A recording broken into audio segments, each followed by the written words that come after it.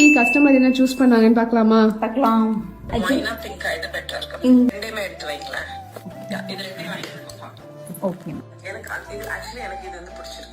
இதோட பேக் வந்து இது இருக்கும்.